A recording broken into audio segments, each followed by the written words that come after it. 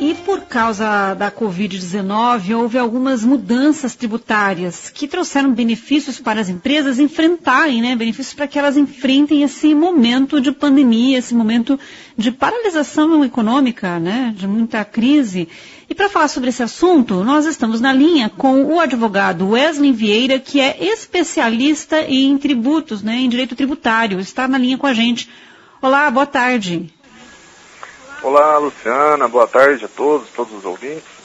Bom, e quais são essas mudanças tributárias que são importantes aí para as empresas enfrentarem esse período? Pois é, Luciana, olha só, nós estamos aí diante de informações diárias, né? Estamos sendo bombardeados com as mais diversas informações acerca do Covid-19, acerca de como está funcionando a estrutura, enfim.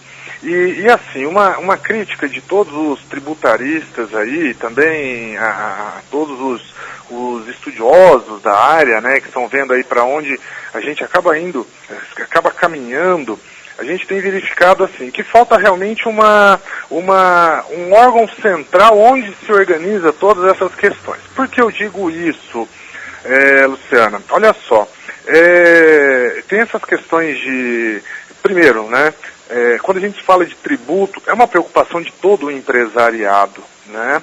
E como a gente tem essa preocupação em relação aos pagamentos de tributos, e como está praticamente, né, o Brasil todo está parado, a maioria, grande parte das empresas estão paradas, elas não vão ter renda nesse período de coronavírus para efetuar os pagamentos, né, de tributos que não são pequenos no Brasil.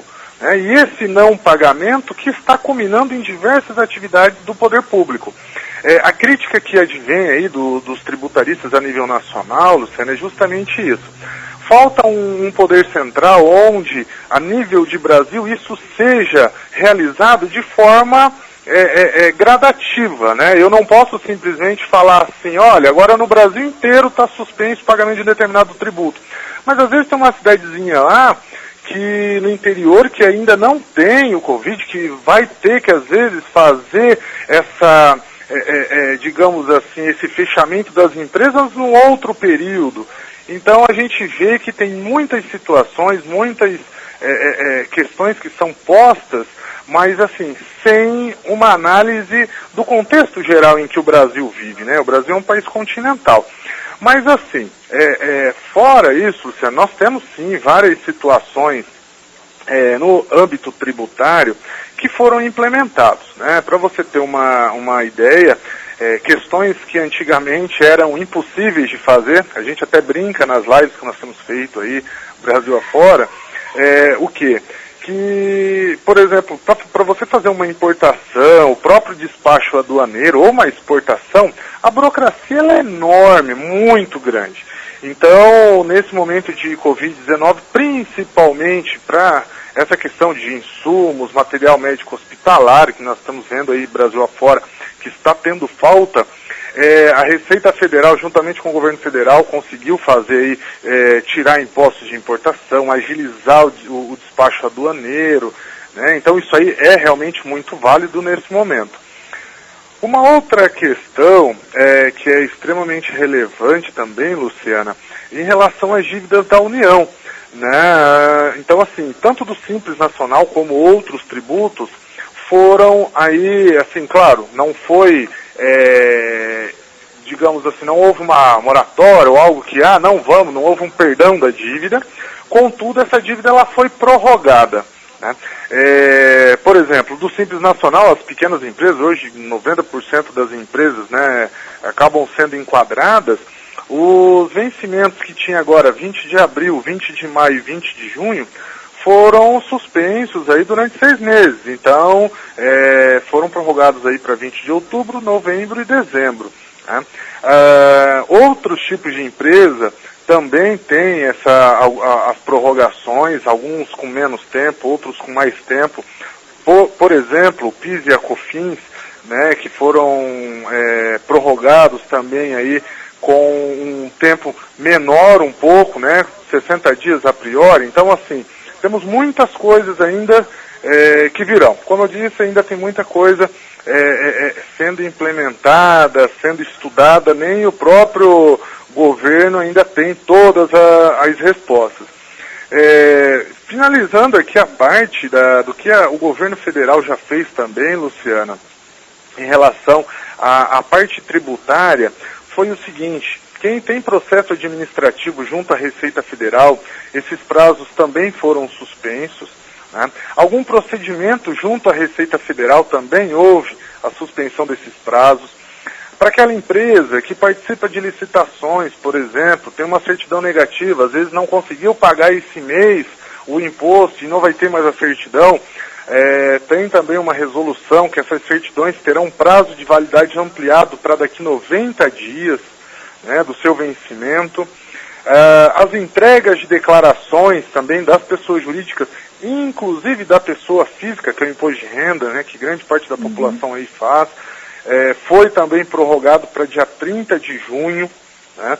E também, para finalizar, a parte do CARF, que é o órgão máximo de defesa administrativa federal, que também tiveram seus prazos suspensos, né?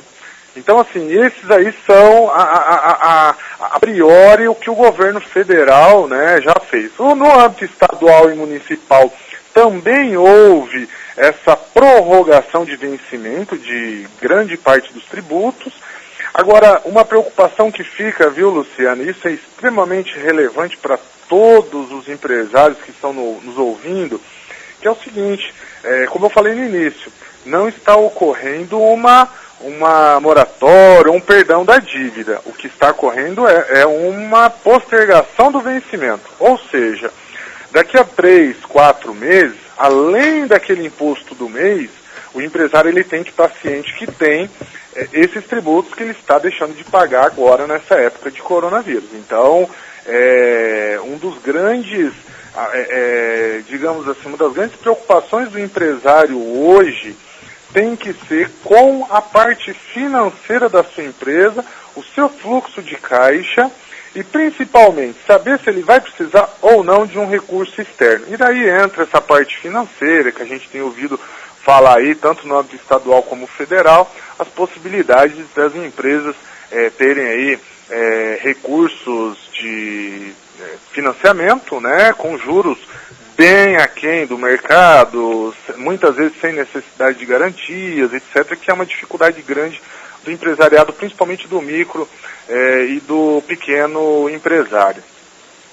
Então quer dizer que essas novidades, essas mudanças, inclusive, né, ou principalmente na questão da importação, revelam também que o Brasil pode viver com menos burocracia? Dava para funcionar com menos burocracia? Exatamente. O que a gente fica bastante assim triste com a situação, né, é que em momentos como esse, a própria Receita, claro que existe uma força-tarefa por conta do Covid, mas a gente verifica que existe a possibilidade de agilizar as coisas para o empresariado brasileiro, agilizar a parte de importação, agilizar os despachos aduaneiros, que é um grande problema hoje do Brasil, né? E só que aparentemente quem trabalha nessa área, quem vê a burocracia diária, né, nesse ponto, sabe que as dificuldades são imensas, né? E existe a possibilidade, sim. O que falta muitas vezes, né, o discurso falta recurso, mas o que a gente visualiza não, é que os recursos são empregados em locais não adequados, digamos assim, né? Não, o empresariado, em regra, ele fica ali por último, né, sem saber, por último que eu digo, no sentido da burocracia, né? Em regra, a burocracia para o empresariado é o grande problema, né? Até quando a gente fala de reforma tributária, que agora vai ter que dar uma esfriada no Congresso, por conta do coronavírus, mas a própria reforma tributária, a gente já analisou que o brasileiro demora lá 2.000 horas para apurar o que ele deve no ano, né? Para apurar o que ele deve para a Receita, sendo que em outros países gasto aí 100 horas, 100 e poucas horas no máximo, né? Então, essa burocracia realmente ela atrapalha muito, principalmente o pequeno e o médio empresário. E o senhor falou no início da entrevista sobre a necessidade de um poder central, né, que entenda o Brasil continental e tome medidas necessárias, mas individualizadas, de acordo com a região. Esse poder central não seria o Ministério da Economia? Ele não está fazendo esse papel? Olha, eu acho que, na minha opinião, tá, Luciana, particular, eu acho que, assim, a economia, sim, ela deve ter o seu papel, né, mas nós não podemos esquecer também da próprio Ministério da Saúde, que eu acho que teria esse papel ainda muito mais enraizado na sua esfera por conta do momento atual. Mas eu vou mais além. Eu acho que o que nós precisávamos aí seria uma união de todos os setores, todos os ministérios. Isso entraria os governadores, municípios, etc. Por quê? Como a gente falou, o Brasil ele é continental. Nós não estamos falando, aí existe aquela discussão, mas tem a vida, a saúde e a economia. Mas nós não estamos falando o detrimento da economia com a saúde, e sim como manter a economia com uma certa, digamos assim, com o mínimo de funcionalidade e com o mínimo de prejuízo, e garantindo que a saúde esteja sendo efetivo, o atendimento à saúde. Como, né, esses investimentos agora estão sendo feitos, que nós vamos pagar essa conta, né, lá na frente, isso aí vai vir ainda essa conta, já inclusive o Congresso já discute, só para você ter uma ideia, né, nós estamos vendo esses gastos aí enormes, né, a nível do Brasil, claro, necessariamente gastos necessários, contudo já está sendo discutido como vai ser paga essa conta, né, futuramente. E tem em discussão já em uma das câmaras do Congresso uma situação para criar aí um imposto que seria aquele tributo lá chamado empréstimo compulsório. Para quem lembra, aí na época do plano Collor, etc., enfim, que teve um caso desse de empréstimo compulsório. Até hoje, várias ações na justiça correm, né, e a ideia seria mais ou menos tentar reviver esse empréstimo compulsório aí. Eu estou tentando lembrar desse empréstimo compulsório, não tem nada, não é o confisco, né? Não é o confisco da poupança, não. O empréstimo compulsório, ele foi um tributo que eles colocaram lá, um percentual, precisava resolver o problema, né, do caixa, para evitar um colapso, digamos assim, um colapso econômico. Existe um empréstimo compulsório. E o empréstimo compulsório, ele pode ser atribuído a alguma situação. Na época, ele foi atribuído ao combustível. Então, a cada litro de combustível que uma pessoa colocava, um determinado valor ia para esse empréstimo compulsório. E depois, né, teve várias situações, várias discussões acerca da legalidade ou não desse empréstimo compulsório. Mas ainda não se sabe, viu, Luciana, como vai ser dessa vez, se for o caso, se for avançar essa discussão, porque o empréstimo compulsório é um tributo previsto na legislação brasileira, né? Claro que ele tem que seguir alguns requisitos. Então, né, vamos averiguar se esses requisitos vão ser realmente atingidos, né? Tá certo. Então, já se discute isso no Congresso? Exatamente, está sendo discutido já no Congresso. Tá certo. Bom, então o empresário ele tem que ficar atento então às medidas tributárias que estão sendo adotadas agora nesse momento de pandemia e que podem beneficiar as empresas, né? Como a prorrogação de prazos, né? A redução de burocracia. O senhor tem aí uma lista, né, de medidas que podem ser que são benéficas às empresas, né? Exato. E acho que as decisões mais importantes que virão nas próximas semanas aí a todo empresariado brasileiro, Luciana, ao meu ver, seria o quê? Com certeza, por estarem aí fechados, né, sem qualquer tipo de faturamento, muitas empresas vão estar com seus caixas zerados, né? O capital de giro já não é fácil no Brasil, imagina sem qualquer recebimento. Então, a gente tem visto aí as análises, né, de especialistas econômicos, enfim, que o grande problema do empresariado vai ser o quê? Ele vai ter lá um determinado, quando voltarem a funcionar, quando voltarem a faturar, esse faturamento não vai ser no mesmo patamar que vinha sendo, então assim, vai ter um descontrole geral. E esse descontrole financeiro, né, por conta dessa falta de faturamento, eles vão ter que tomar algumas decisões, como por exemplo, eu devo tributo, devo banco, devo folha de pagamento e devo fornecedor. Quem eu devo pagar primeiro? Não pago nenhum, pago todos? Como eu faço? Essa vai ser a decisão mais complicada, porque cada um deles tem as suas peculiaridades. Por exemplo, o fornecedor. Se eu não pago o meu fornecedor, eu não tenho matéria-prima para produzir meu produto e vender. Se eu não pago o meu funcionário, eu não tenho um funcionário no qual é possível eu fazer a venda do meu produto e a entrega desse produto. Então são duas situações complexas. Ficaram aí, em regra, banco e tributo. E daí, se eu não pago o banco, nesse momento de crise, pode ser não, dentro de 3 a 4 meses, as execuções vão começar a vir. Normalmente, quando vem execução bancária, ela é rápida, 3 a 4 meses, não pagando determinada parcela, a execução já pode chegar para o empresário. Qual que é o problema maior? Em regra, o banco ele pega, além da empresa como devedora, ele pega lá o sócio, a esposa do sócio, o outro sócio, a outra esposa, enfim, todo mundo que tiver ali envolvimento com a empresa. Então essa execução ela não vai envolver apenas a empresa, e sim todas as pessoas físicas. E muitas vezes aqueles bens do particular acabam sendo onerados nesse caso, né? Então esse é um dos grandes problemas. Mas então o ideal é não pagar tributo? Tem também os seus problemas. Primeiro, as empresas que participam de licitação, elas precisam estar em dias com suas certidões, né? Outro problema do tributo, quando eu não pago um tributo esse mês, ele tem uma multa de mora de 20% já de imediato, né? Até para incentivar o pagamento dentro do prazo, que já é uma multa relativamente pesada. E, além disso, pode vir a execução posteriormente. A questão é que o tributo demora mais, porém é contra a empresa, né? Dependendo como for, pode chegar na pessoa física? Pode chegar nos bens da pessoa física também.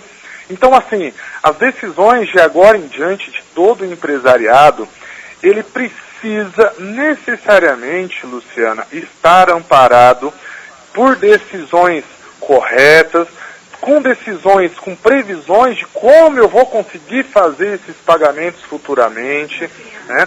E principalmente renegociando as dívidas, né? Nós temos visto aí, hoje de manhã mesmo, estava numa videoconferência com um empresário, e ele dizendo que não estava conseguindo fazer uma renegociação com um banco, né? E eu estava com a instrução normativa da direção do banco, dizendo que aquilo lá era para ser seguido por todas as agências daquela determinada instituição bancária. Só que o gerente estava colocando empecilho e tal. Então, o que eu quero dizer? Consulte, verifique, entre no site, Agora é o momento de verificar a fundo as possibilidades de negociação, porque principalmente com as instituições bancárias, e o próprio governo está tendo uma interferência nesse sentido, principalmente os grandes bancos têm algumas políticas para isso também.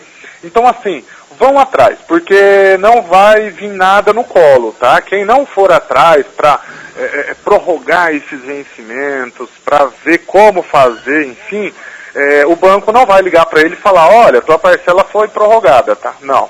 Então, vão atrás, verifiquem. Muitas vezes, se o gerente ele tem as metas para cumprir, ele não quer, muitas vezes, disponibilizar o empréstimo ou deixar de pagar determinado empréstimo. Então, verifiquem. Se o gerente não conseguir auxiliar, entrem no site da instituição bancária. Enfim, acho que são ferramentas agora, né, nesse momento de crise, que a gente vai utilizar e muito. E principalmente, né, Luciana, tem também aí o que muita gente com certeza vai necessitar, que é o Instituto da própria Recuperação Judicial, né? Tem alguns casos que a empresa por si só, ela vai acabar não conseguindo se manter no mercado, mesmo com todas essas questões, né, lançadas pelo governo federal, estadual e municipal. Então, tem alguns institutos, procurem digamos assim, um máximo de informações possíveis para que o empresário possa se munir e ter essa base, essa possibilidade de sair dessa crise aí. Se Deus quiser, nós sairemos. Tá certo. Muito obrigada, hein, pela entrevista e uma boa tarde. Eu que agradeço. Boa tarde a todos.